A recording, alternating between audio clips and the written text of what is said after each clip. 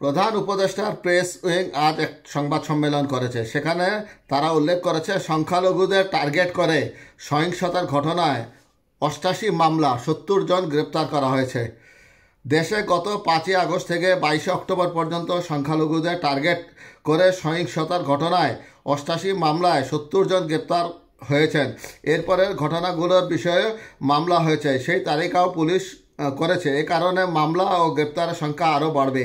আজ মঙ্গলবার সন্ধ্যায় রাজধানীর ফরেন সার্ভিস একাডেমিতে সংবাদ ব্রিফিংয়ে প্রধান উপদেষ্টার প্রেস সচিব মোহাম্মদ শফিকুল আলম এসব তথ্য জানান। পুলিশের দেওয়া প্রতিবেদনের ভিত্তিতে তিনি এসব তথ্য জানান। প্রেস সচিব শফিকুল আলম বলেছেন, সংখ্যালঘুদের লক্ষ্য করে কিছু সহিংসতা হয়েছে। এই বিষয়ে পুলিশের কাছ থেকে একটি প্রতিবেদন এসেছে। তারা বলেছে এসব ঘটনায় মোট 70 জন গ্রেপ্তার হয়েছেন। এটা চলমান, 88 মামলা হয়েছে। এটি অক্টোবর পর্যন্ত। এরপরের যে মামলা সেগুলোর তালিকা হচ্ছে। আগামীকাল বুধবার নাগাদ এ তালিকা হতে পারে।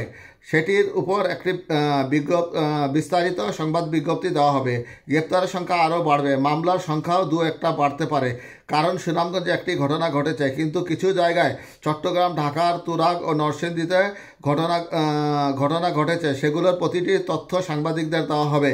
তারা আশা করছে সংক্রান্ত তথ্য নিয়মিত তারা দিতে পারবে। প্রেস সচিব বলেন, হিন্দু, বৌদ্ধ, খ্রিস্টান ঐক্য পরিষদের কাছ থেকে পাওয়া তথ্য অনুযায়ী মামলা হয়েছে 62 এবং মামলায় গ্রেপ্তার হয়েছে 35 জন। আর পূজা মণ্ডপ ও উপাসনালয় কেন্দ্রিক সহিংসতায় পুলিশের কাছে সরাসরি রিপোর্ট অনুযায়ী মামলা হয়েছে 26টি এবং তাতে গ্রেপ্তার হয়েছে 35 জন। প্রেস সচিব বলেন, বাংলাদেশে যারা এই ধরনের ন্যাক্কারজনক কাজে জড়িত তাদের সবাইকে গ্রেপ্তার করা হবে। গ্রেপ্তার 70 জনের রাজনৈতিক পরিচয় আছে কি না সাংবাদিকদের এমন প্রশ্নের জবাবে প্রেস সচিব শফিকুল আলম বলেন, যাকে সন্দেহ করা হচ্ছে, যার বিরুদ্ধে অভিযোগ এসেছে তাকেই গ্রেপ্তার করা হচ্ছে। এ ব্যাপারে কোনো রাজনৈতিক দলের পরিচয় তারা মেনে চলছেন না। এই যে 88 মামলার কথা বলা হলো, যদিও সংখ্যালঘু সহিংসতা সংক্রান্ত মামলা, অনেকগুলো ঘটনার ক্ষেত্রে দেখা গেছে তিনি হয়তো মেম্বার ছিলেন, ক্ষমতাসীন দলের মেম্বার ছিলেন, তাকে আক্রমণ করা হয়েছে। এটাকে কিভাবে নেবেন?